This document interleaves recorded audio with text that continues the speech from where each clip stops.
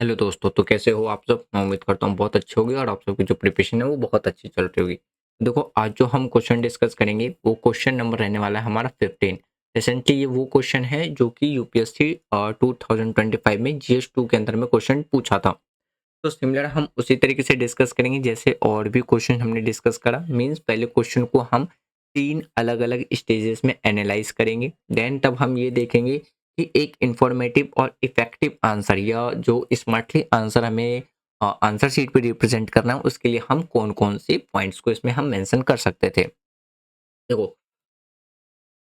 Last video में जैसे मैंने आपको बताया था ना कि जो आंसर राइटिंग प्रैक्टिस होती है वो क्यों ज़्यादा इम्पोर्टेंट होती है। मान लो जैसे थोड़ी-सी बताने में इनकरेक्शन हो गई थी। जैसे मैंने कहा था कि जैसे 3 लाख बच्चे प्रीलिम्स देते हैं, 3 लाख क्वालीफाई, तो ऐसा नहीं है। देखो, मान लो 5 लाख बच्चों ने फॉर्म फिल करा, उसमें से 3 लाख बच्चों ने पेपर अटेम्प्ट करा, उसमें से जो प्रीलिम्स क्वालीफाई होता है वो 50,000 60,000 तक के बच्चों का होता है प्रीलिम्स क्वालीफाई। और प्रीलिम्स क्वालीफाई होने के बाद जब वो मेंस के स्टेजेस में बैठते हैं, तो मेंस का रेशियो उससे भी ज़्यादा घट जाता है। वो 2,000 या 3,000 पे आ जाता है, चा साढ़े 3,000 पे आ जाएगा ज़्यादा से ज़्यादा। तो ये कम रेशियो होने का मेन रीज़न क्या है?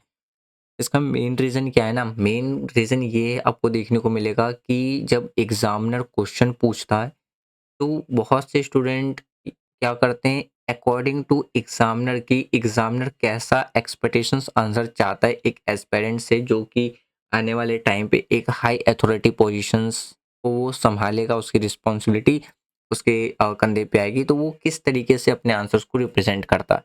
तो बहुत से बच्चे जो क्वेश्चन की रिक्वायरमेंट होती है, जैसा इस को डिमांड की जाती है कि आप उसमें ये पॉइंट्स मेंशन करो, उस हिसाब से आंसर रिप्रेजेंट नहीं कर पाते। तो उनका कहीं न कहीं मेंस क्वालीफाई होता हुआ आपको नज़र नहीं आएगा।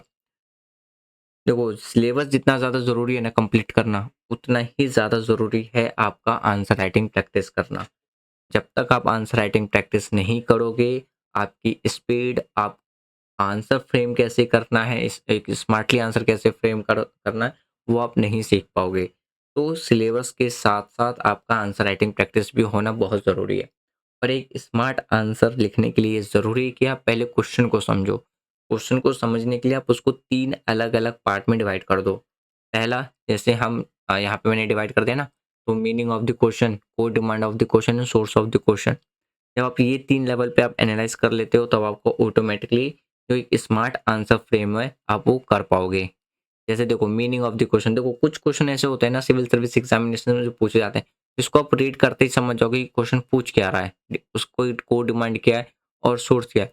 कुछ क्वेश्चन के वर्ड्स ऐसे स्टैंडर्ड हाई स्टैंडर्ड यूज़ किए जाते हैं कि वो आपको समझ में ही नहीं आएगा। अगर हम क्वेश्चन नंबर 15 की बात करते हैं, तो बहुत ही ईज़ी वर्ड में पूछा गया है, आप आसानी से समझ सकते हो कि क्वेश्चन का मतलब क्या है। जैसे क्वेश्चन क्या पूछा है?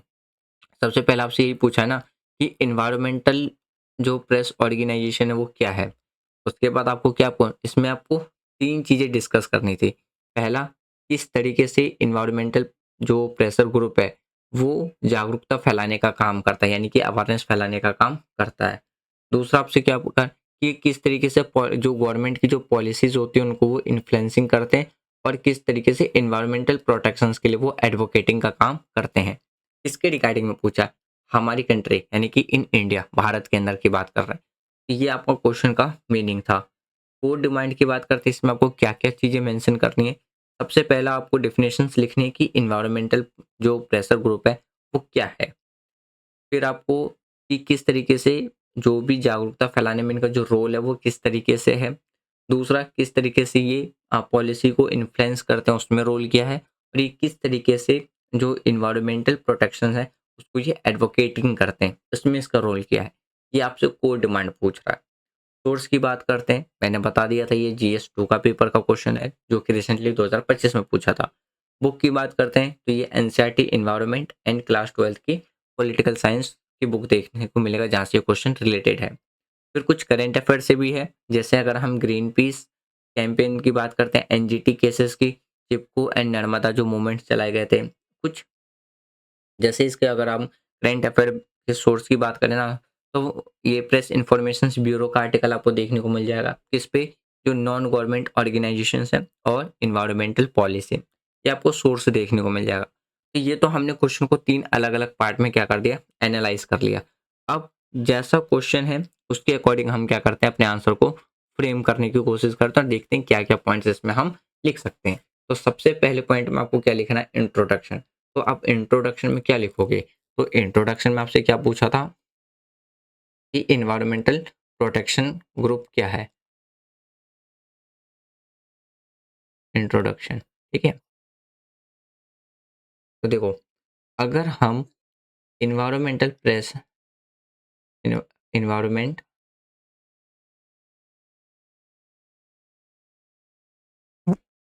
एनवायरमेंटल प्रेशर ग्रुप, तो इसकी बात करें ना, तो ये वो ऑर्गेनाइजेशन होते हैं जो गवर्नमेंट और सोसाइटी पर प्रेशर बना के रखते हैं, ताकि किस लिए, कि जो हमारा एनवायरनमेंट है उसको इग्नोर ना किया जाए, ठीक है? तो ये किस लिए, किस पे प्रेशर करते हैं, environmental pressure group, those organisation, those organisation pressure on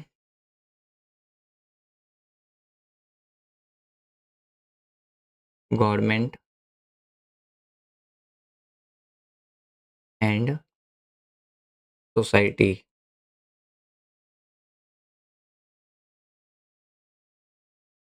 क्यों? ताकि डोंट इग्नोर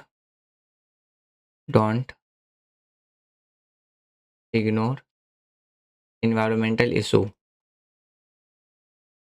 एनवायरमेंटल इशू, ताकि जो भी एनवायरमेंटल इश्यूज हैं उसको क्या ना किया जा सके, इग्नोर ना किया जा सके। इसलिए ये क्या करते हैं, सोसाइटी और गवर्नमेंट के ऊपर प्रेशर बनाने का काम करते हैं। अब जैसे एग्जाम्पल के तौर पे देख लो, तो आपको बहुत से एग्जाम्पल देखने को मिल जाएगा, जैसे एयर पॉल्यूशन,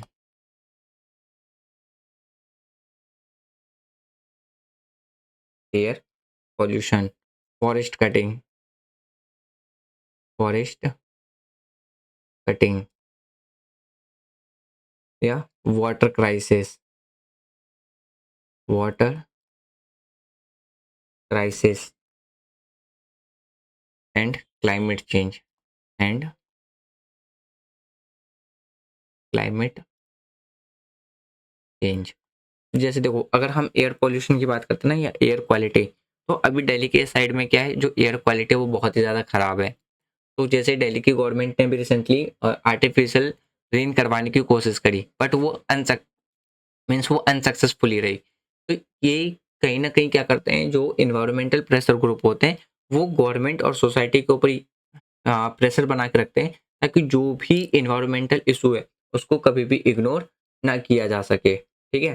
तो उसी के रिगार्डिंग में ये क्या करते हैं, सोसाइटी के अंदर में अवेयरनेस फैलाने का काम करते हैं, और जो गवर्नमेंट की जो पॉलिसी होती है वो अगर एनवायरमेंटल प्रोटेक्शंस के अगेंस्ट में है, तो वो डिमांड करती है कि उस पॉलिसी को क्या किया जाए, चेंज किया जाए। तो इसमें आप एक पॉइंट ये लिख सकते हो, डिमांड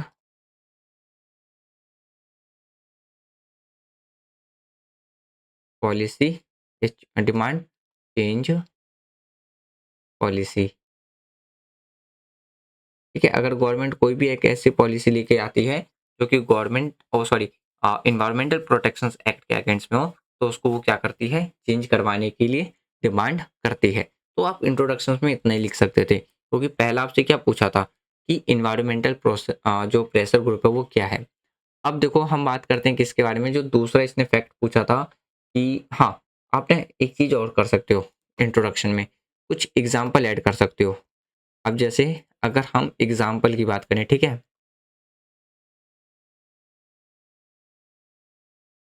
एग्जाम्पल देखो, इस तरीके से ना डिज़ाइन बना के नहीं लिखना है ताकि ये अट्रैक्टिव लगे। आपको नॉर्मली आंसर लिखना है पॉइंट्स में।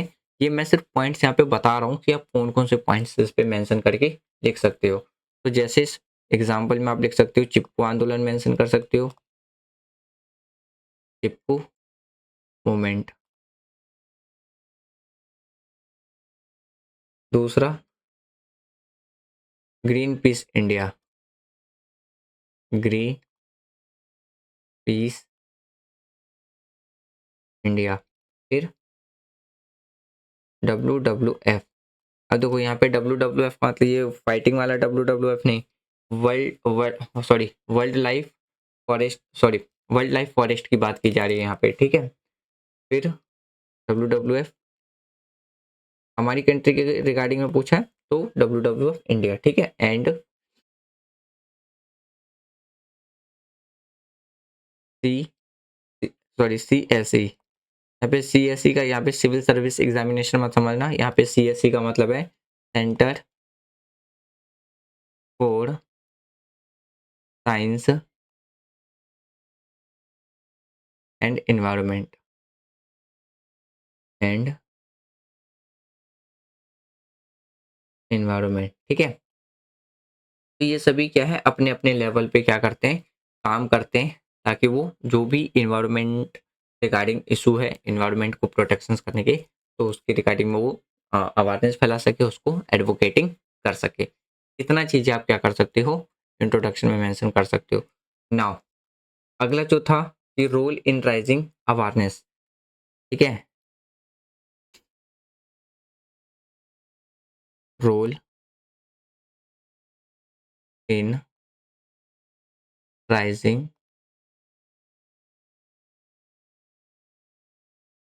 अवेयरनेस,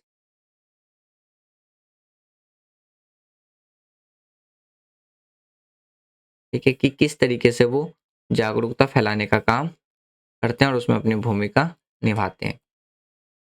तो आप इसमें सबसे पहला जो पॉइंट लिखोगे, वो आपको पहला पॉइंट क्या निकल के आएगा, एडुकेटिंग या एजुकेशन, हाँ एडुकेटिंग लिख सकते हो, educating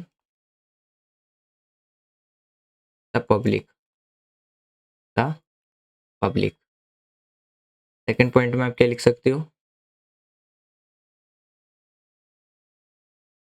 media campaign,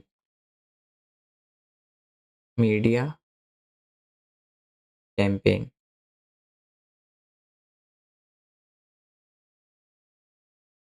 third point में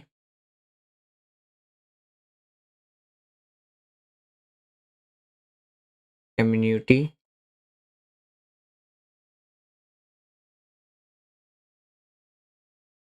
आउटरीच, और फोर्थ पॉइंट में youth and school program, school program, ठीक है। फिफ्थ पॉइंट में क्या आपका हो गया, फोर्थ पॉइंट, ठीक। एंड फिफ्थ पॉइंट में हाईलाइटिंग,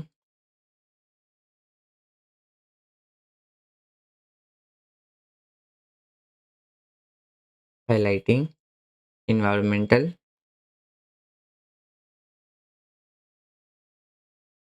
environmental disaster, डिजास्टर, ठीक है।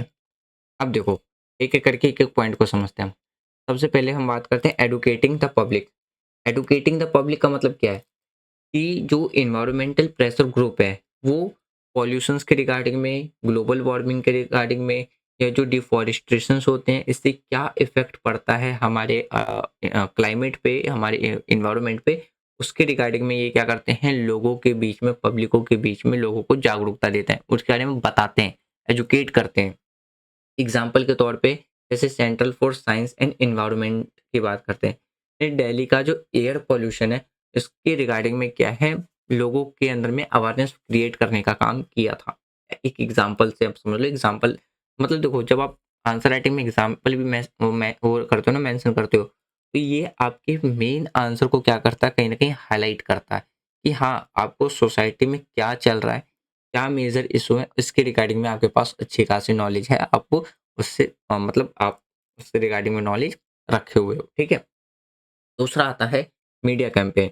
मीडिया कैंपेन में क्या है, अगर हम इन्वायरमेंटल प्रेशर ग्रुप की बात करते हैं तो कुछ मीडिया का भी सहारा लेते हैं लोगों को के बीच में अपने कैंपेन चलाने के लिए, जैसे टेलीविजन का है, न्यूज़पेपर का है, या हम सोशल मीडिया की बात करते हैं कि इनके थ्रू भी क्या है, इन्वायरमेंटल जो भी इशू है इसको ये क्या करते हैं, हाईलाइट करते हैं एग्जाम्पल के तौर पे से नो टू प्लास्टिक या सेव आर्य फॉरेस्ट, यानी कि अपने फॉरेस्ट को बचाना। इस तरीके से कुछ कैंपेन चलाए गए थे और लोगों के बीच में अलग अलग मीन्स ऑफ मीडिया के द्वारा लोगों के बीच में जागरूकता फैलाई गई थी। तीसरा पॉइंट है कम्युनिटी आउटरीच, मतलब कि विलेज और सिटी में जो रेन वाटर हार्वेस्टिंग और जो सोलर एनर्जी जैसे जो सस्टेनेबल प्रैक्टिसेस है उसको क्या किया गया था, प्रमोट किया गया था।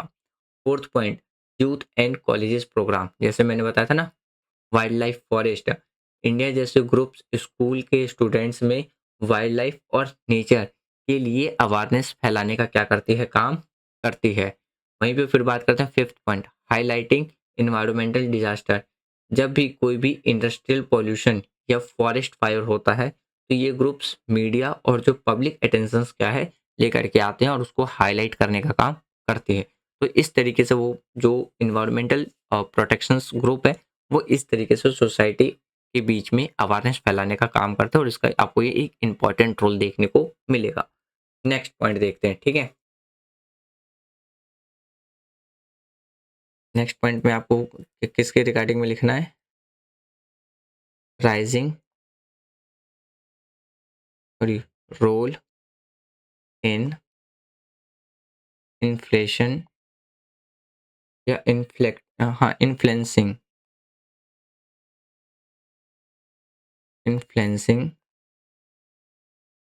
पॉलिसीज।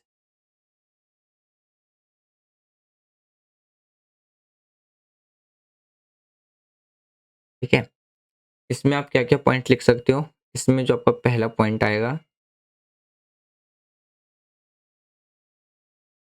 वो आएगा lobbying and advocacy. Advocacy.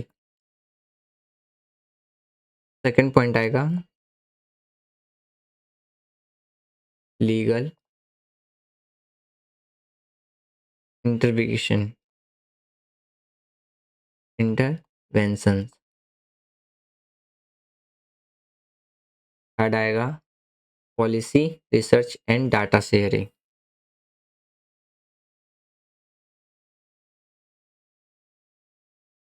Policy research and data sharing.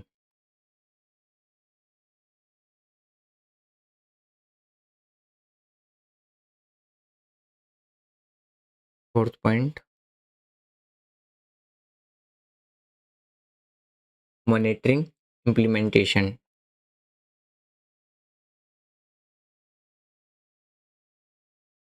Monitoring implementation.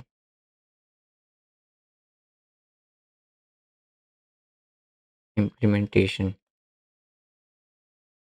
ठीक है, तो ये चार पॉइंट आप इसमें लिख सकते हो। अब एक एक करके देखते हैं। देखो, लॉबिंग एंड एडवोकेसी, यानी कि ये जो लॉ मेकर्स होते हैं, लॉ मेकर से मिल करके जो इको फ्रेंडली पॉलिसीज होते हैं उसको बनाते हैं। उसको बनाने के लिए भी वो क्या करते हैं, गवर्नमेंट के ऊपर या सोसाइटी के ऊपर प्रेशर डालते हैं। एग्जाम्पल के तौर पे ग्रीन पीस इंडिया ने कोल पॉलिसी पर गवर्नमेंट को क्या है, रीथिंकिंग, दोबारा से सोचने पर क्या कर दिया था, मजबूर कर दिया था।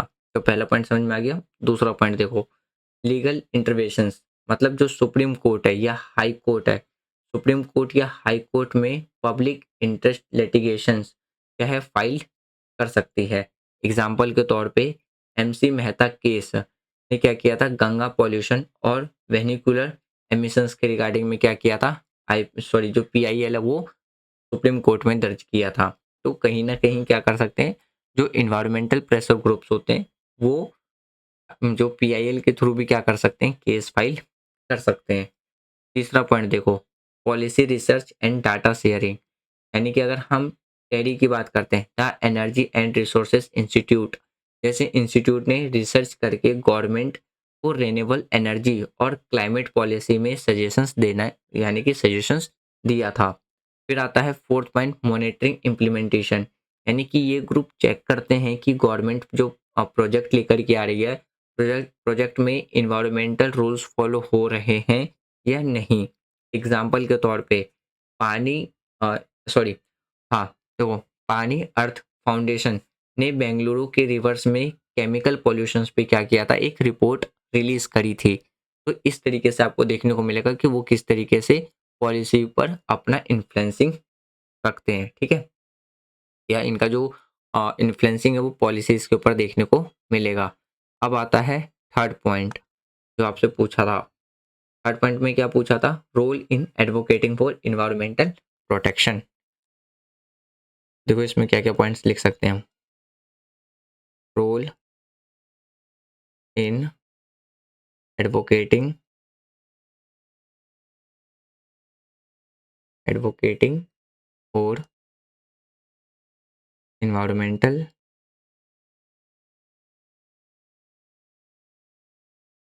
Environmental protection.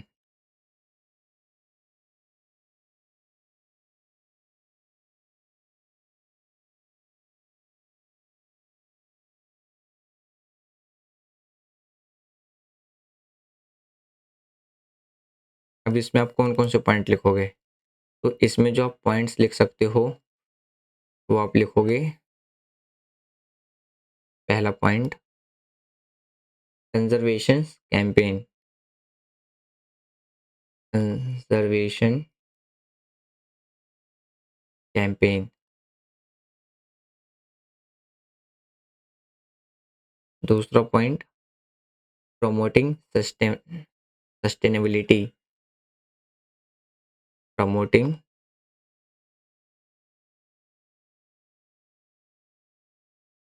Sustainability.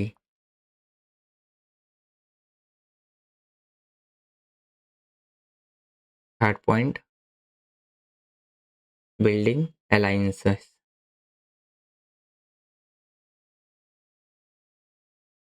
Building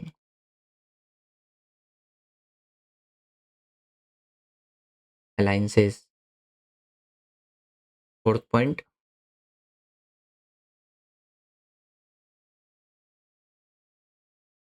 mass movement.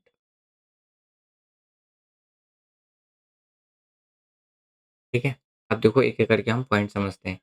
सबसे पहला आता है हमारा कंजर्वेशन कैंपेन, जैसे फॉरेस्ट, रिवर, वाइल्ड लाइफ या जो बायोडाइवर्सिटी है उसको प्रोटेक्ट करने के लिए क्या करते हैं, कैंपेन चलाते हैं। एग्जाम्पल के लिए wild life trust of India यानी कि WIT ने टाइगर्स और एलिफेंट के लिए क्या किया था, कैंपेन चलाया था। दूसरा पॉइंट देखो, प्रमोटिंग सस्टेनेबिलिटी। ये इको फ्रेंडली हैबिट्स जैसे वेस्ट सेग्रेगेशंस, क्लीन एनर्जी और ट्री प्लांटेशंस को क्या करते हैं, ये प्रमोट इनके द्वारा किया गया था। फिर बिल्डिंग अलाइंसेस यानी कि गवर्नमेंट और प्राइवेट सेक्टर के साथ मिल करके लार्ज स्केल पर ये क्या करते हैं, प्रोजेक्ट पर काम करते हैं ताकि वो इन्वायरमेंट को प्रोटेक्ट कर सके। फिर आता है फोर्थ पॉइंट, मास मूवमेंट। यानी कि एग्जाम्पल के तौर पे देखो चिपकू आंदोलन या नर्मदा बचाओ आंदोलन जैसे जो लार्ज स्केल पे जो मूवमेंट्स चलाए गए थे, वो किस लिए चलाए गए थे कि सरकार के द्वारा जो पॉलिसी लेकर के आई थी और जो प्रोजेक्ट लेके आई थी मल्टी पर्पज प्रोजेक्ट, उसके अगेंस्ट में उनको सरकार को रीथिंकिंग, दोबारा से उस पर विचार करने पे क्या कर दिया था, मजबूर कर दिया था। तो इस तरीके से ये क्या करते हैं, लार्ज स्केल पे मूवमेंट्स चलाने का भी काम करते हैं। देखो अब आता है लास्ट टॉपिक जो था हमारा कंक्लूजन। आपको हर क्वेश्चन में कंक्लूजन जरूर मेंशन करना है। तो कंक्लूजन में आप क्या क्या चीजें मेंशन कर सकते हो। लास्ट में क्या आता है आपका, कंक्लूजन। यानी कि जो भी आपने कहा उसका एक क्या होना चाहिए, निचोड़ होना चाहिए। देखो इन्वायरमेंटल प्रेशर ग्रुप इंडिया में इन्वायरमेंट के रियल प्रोटेक्टर्स होते हैं। ये गवर्नमेंट पर नज़र रखते हैं और पब्लिक को जागरूक करने का काम करते हैं। और जो नेचर के लिए क्या करते हैं, ये जागरूकता फैलाते हैं। सरकार अगर कोई डिसीजंस लेती है, पॉलिसी लेकर के आती है और वो इन्वायरमेंटल प्रोटेक्शंस के अगेंस्ट में, तो उस पर वो क्या करते हैं, सरकार को मजबूर करते हैं कि वो उस पर रीथिंकिंग करे और पावरफुल और ट्रांसपेरेंट बनाने की ज़रूरत हो, इस पे भी वो क्या करते हैं।